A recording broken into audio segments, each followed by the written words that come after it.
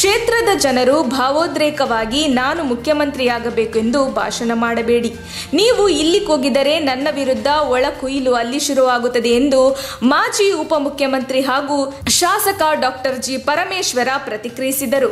ಕೊರಟಗೆರೆ ವಿಧಾನಸಭಾ ಕ್ಷೇತ್ರ ವ್ಯಾಪ್ತಿಯ ಕೋರಾ ಹೋಬಳಿಯ ಚಿಕ್ಕಗುಂಡಗಲ್ಲು ಗ್ರಾಮದಲ್ಲಿ ಲೋಕೋಪಯೋಗಿ ಇಲಾಖೆಯಿಂದ ನಡೆದ ಸುಮಾರು 5 ಕೋಟಿ ರೂಪಾಯಿ ವೆಚ್ಚದ 17 ಕಾಮಗಾರಿಯನ್ನು ಶಂಕುಸ್ಥಾಪನೆ ಶನಿವಾರ ನೆರವೇರಿಸಿ ಮಾತನಾಡಿದ ಅವರು, ಕ್ಷೇತ್ರದ ಅಭಿವೃದ್ಧಿಗೆ ಶ್ರಮ ವಹಿಸಿ ಕೆಲಸ ಮಾಡುತ್ತಿದ್ದೇನೆ. ಪ್ರತಿಯೊಬ್ಬ ಮತದಾರರ ಋಣ ತೀರಿಸುವ ಕೆಲಸವನ್ನು ಪ್ರಾಮಾಣಿಕವಾಗಿ ಮಾಡುತ್ತೇನೆ. ಸರ್ಕಾರದಿಂದ ಹಣ ತರುವುದು ಕಷ್ಟ.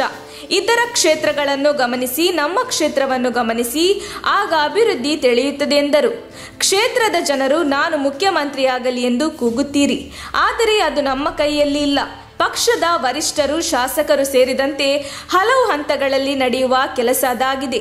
ನಾನು ರಾಜ್ಯದ ಒಬ್ಬ ನಾಯಕಿ ಎಂದು ಗುರುತಿಸಿ ಮತ ಹಾಕಿ ಎಂದು ಪರಮೇಶ್ವರ್ ಮನವಿ ಮಾಡಿಕೊಂಡಿದ್ದಾರೆ. ನಮ್ಮ ತುಮಕೂರು ಮಾಧ್ಯಮದ ವಿಶೇಷ ಸುದ್ದಿಗಳನ್ನು ನಿರಂತರವಾಗಿ ಪಡೆದುಕೊಳ್ಳಲು ಚಾನೆಲ್ ಅನ್ನು ಸಬ್ಸ್ಕ್ರೈಬ್ ಮಾಡಿ. ಕ್ಷಣ ಕ್ಷಣದ ಸುದ್ದಿಗಳಿಗಾಗಿ www.nammathumakuru.com ಗೆ ಭೇಟಿ ನೀಡಿ.